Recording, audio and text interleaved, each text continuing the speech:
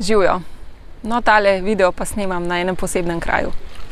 In sicer sem na prekrasnem otoku Mali Lošinj. Pred odhodom na morje sem se udeležila večdnevnega spletnega dogodka, nad katerim sem bila navdušena. In v tem videu bi z vami rada delila nekaj njegovih bistvenih sporočil. Dogodek, o katerem govorim, nosi naslov The Wisdom of Trauma, kar v prevodu pomeni modrost travme. En del tega dogodka predstavlja film z istim naslovom. Drugi del pa so pogovori glavnega akterja Gaborja Mateja z vodilnimi strokovnjaki z tega področja. Najbolj znana med njimi sta Peter Levin in Ester Perel. Priznam, da me je to, kar sem slišala v filmu in v pogovorih s strokovnjaki, navdušilo tudi iz tega razloga, ker sem močno sklada z metodo FAST-RFT. In mi je še dodatno potrdilo njen pravilen pristop k odpravljanju raznih oblik in posledic travmatičnih izkušenj, ki smo jih bili v večji ali manjši meri deležni vsi. Kot pravi dr. Mate, je travma psihična rana, ki je nastala kot posledica človekovega dojemanja situacije oziroma tega, kar se mu je zgodilo.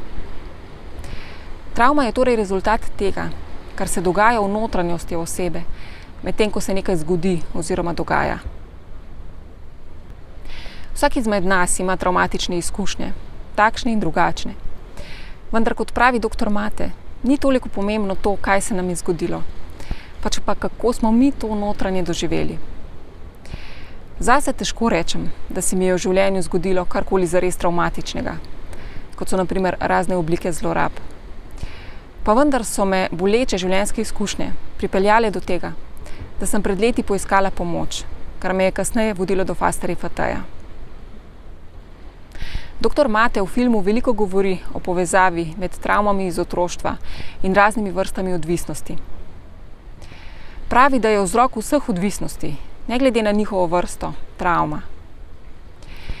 Pri tem pa ni vprašanje, zakaj je odvisnost, pač pa zakaj bolečina, pred katero odvisniki bežijo. Tudi razne fizične bolezni so samo zunanji izraz tega, kar se dogaja v nas.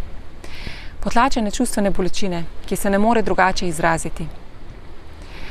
Po Gaborjevih besedah so vse bolezni, psihične in fizične, normalne reakcije na nenormalne razmere v naših življenjih. Do teh spoznanj je prišel kot zdravnik v več kot 30-letni klinični praksi. Kljub vsemu pa v filmu sporoča, da se v travmi skriva modrost, ki jo odkrijemo takrat, ko spoznamo, da to, kar se nam je zgodilo, nismo mi in da s tem, ko to predelamo, postanemo mi. Imamo notranjo moč in zmožnost, da se pozdravimo, če se povežemo z energijo travme, ki je ujeta v nas, jo sprocesiramo in integriramo. V FAST-RFT-ju spreminjamo to, kar se še danes dogaja v nas, kot posledica travmatičnega dogodka oziroma dogodkov. Spreminjamo spomine, ki pa niso samo slike v glavi, pač pa tudi zvoki in besede, čustva in občutki, pa tudi vonji in okusi. To nas osvobodi in opolnomoči.